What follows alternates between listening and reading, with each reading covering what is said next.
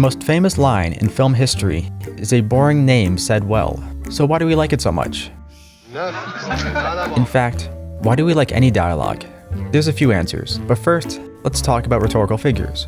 When Brad Pitt talks about the rules of Fight Club, the first rule of Fight Club is, you do not talk about Fight Club. He always ends on the same point. Second rule of Fight Club is, you do not talk about Fight Club. That's not an accident. It's an epistrophe.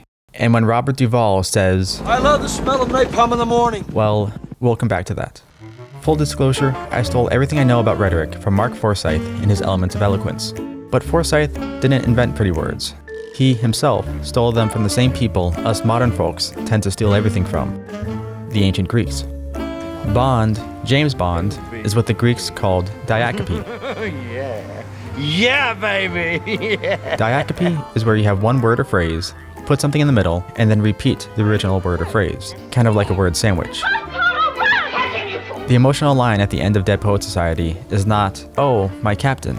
It's, Captain, my captain. and Bruce Willis doesn't say, Zed's dead. He says, Zed's dead, baby. Zed's dead. Memorable lines don't have to be profound. There's absolutely nothing profound about the line, Bond, James Bond. But if Sean Connery had just said, my name is James Bond, that line wouldn't have ended up on the AFI's list of 100 greatest lines of dialogue. One of the most memorable lines in film is diacope, but also the most famous line in the English language is diacope. To be or not to be. So it's not ideas that are profound, it's how you phrase them. If you want to write a memorable line, all you have to do is this. Write 1 to 3 words, repeat them at the end, add something in the middle, a comma. Baby, you got a stew going. I think I'd like my money back.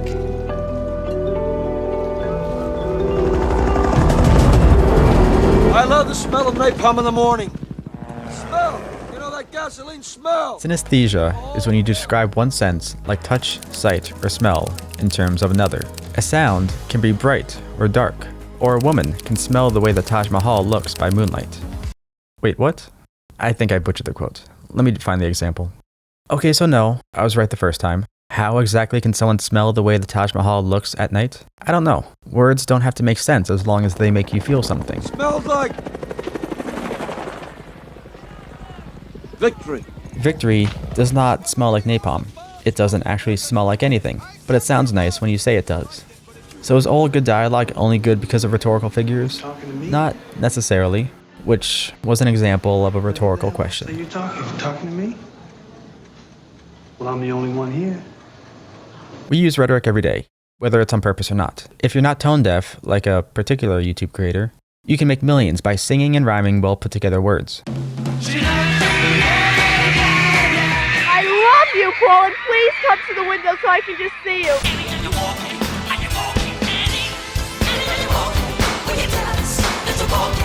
And Ringo, you can look at too, because I like you. But if you are tone deaf, you can still make a great living by writing well for Hollywood.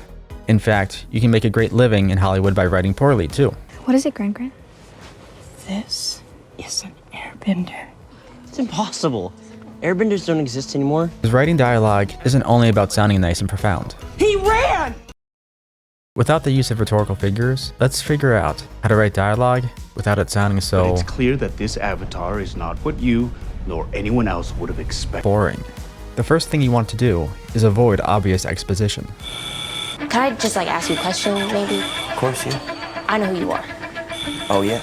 Yeah, you're the most excellent CDC at the most excellent restaurant in the entire United States of America. This is information the writer wants the audience to know. Don't do this. No character would realistically say this. That's not to say good dialogue is realistic, but good dialogue should be specific to a character's reality. The one time you listen to me, please do not touch that. That's been going for 12 hours, okay? That's my pot, Jeff. Everybody knows. That's her pot. Obvious exposition stems from the writer thinking the plot is more important than the characters. It never is. The whole most excellent CDC at the most excellent restaurant is not in the pilot script for The Bear, so I'm going to assume some producer was like, we need to know Carmi's backstory immediately. So they took this random cut of Jeremy Allen White, recorded some ADR with Iowa Debris, and we get this line. You're the most excellent CDC at the most excellent restaurant. That ruins a perfectly good pilot. I think there are 3 good rules to follow if you want to write good dialogue. 1. Every line of dialogue should be unique to a character. I got all kinds signs of receipts from my divorce lawyer backing up because all the time I'm spent trying to put your family back together because you're too much of a sucker to come home. If at any point the audience can finish a character's sentence, it's time to revise. Ask yourself, what would this character and only this character say in this exact moment? Freaking heart attack. I wasn't creeping up on you, I was sidling up on you. Which leads us into the second rule. Acting is reacting. I tell you this much. We're good at chatting, aren't we? Me and you. So write in a way that lets the actors react off each other. You didn't do anything to me. Well, that's what I was thinking, like. I just don't like you no more. You liked me yesterday. Oh, did I? Yeah. I thought you did. You can see this in the work of Martin McDonagh, who I think is one of, if not the best writer-director currently working. Bruce is a shithole. Bruce is not a shithole. Bruce is a shithole. Ray. How great it is to be able to put words in actors' mouths, and you said it's even better to have an actor take it to another place. Yeah. I knew someone like you would never like someone like me. Oh, God, I just knew. What do you mean someone like me? What is it you've done, Raymond? Murder. Father. Why did you murder someone, Raymond? For money. Who did you murder for money, Raymond? You, Father. You know, someone nice. It kind of makes you a little bit humble too. What are they doing over there? They're filming something.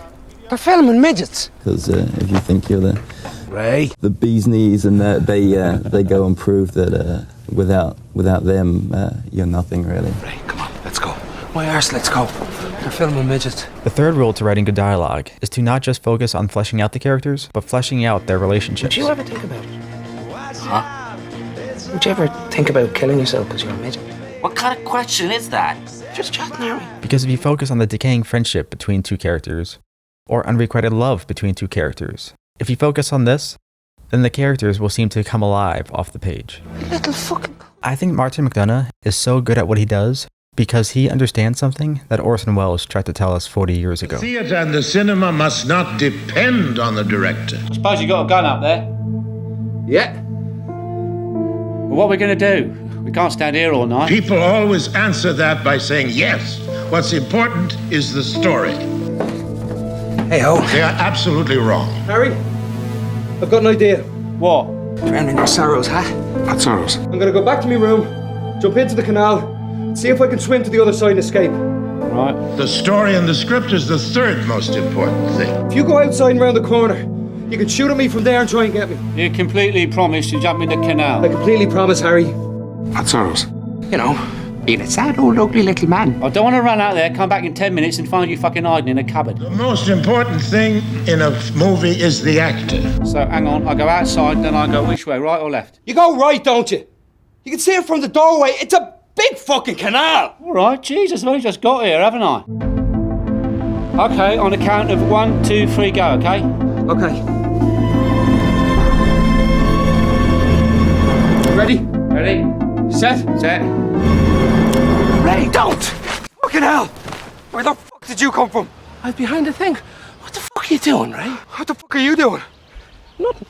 1, 2, 3, go! Oh my God. You were gonna kill me. Oh, I was. You were gonna kill yourself? I'm allowed to. No, you're not. What? I'm not allowed to and you are? How's that fair?